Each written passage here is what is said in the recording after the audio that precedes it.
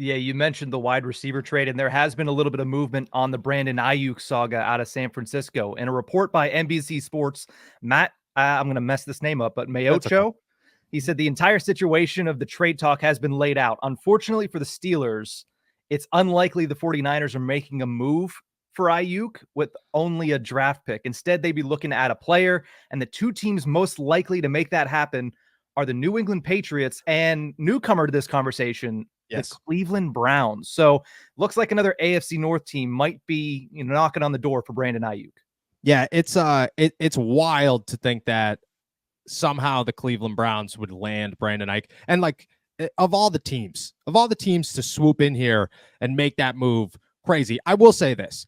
In that report, it's Mari Cooper for Brandon Aiyuk. That's what lays out, and that's how it's going to go down. I could see that happening, but if the Pittsburgh Steelers are sitting there with the same mindset of trade somebody for somebody, you could come up with a name. It's not the best name. I'm not trading Alex Highsmith for Brandon Aiyuk. No chance. And to be totally honest, where I stand with the wide receiver competition and where everything sits, Brandon Aiyuk is obviously 100 times better than Van Jefferson, but Van Jefferson has looked pretty okay.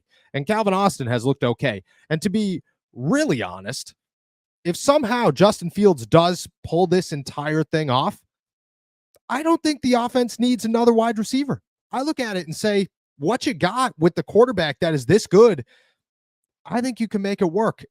Making it work and being where you would be with Brandon Aiyuk is two totally different conversations, two totally different levels of play.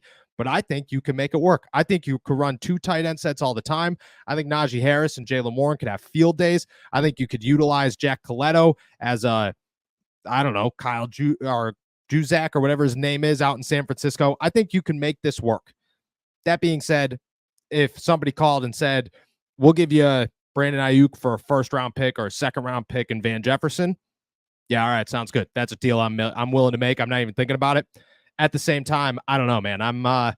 If you want to give up Amari Cooper for Brandon Aiyuk, that is obviously a better deal for the Cleveland Browns. But if that's where the San Francisco 49ers stand, where they're just willing to take somebody to get rid of this guy, I think the Steelers can make it happen. So I'm not as maybe alarming as that report is.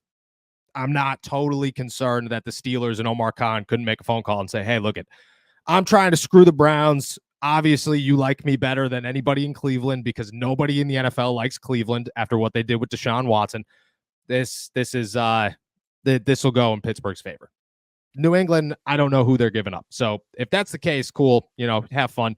Give them to New England. If that's what you want to do, give them to New England because New England's not going to make a push. It's not like Bo Nix is leading this team to Super Bowl. So you'll be totally fine. I could see that one happening. Wild times. Didn't see the Cleveland Browns making its way in there. Saw that late last night and had an interesting conversation with myself about how somehow Cleveland's always involved in everything. But at the same time, so are the Steelers.